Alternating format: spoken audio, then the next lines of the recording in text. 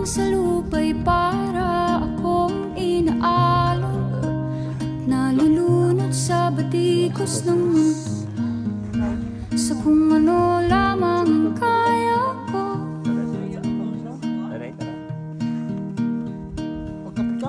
Bigang-biga na sa mga problemang di masolusyonan agad, parang wala nang bukas.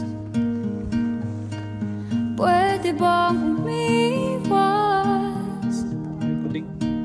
Hinahanap ang sarili, ngunit di nakakayanan sa ligaw na dinadaanan ko. Saan na to patungo? Saan ako patungo?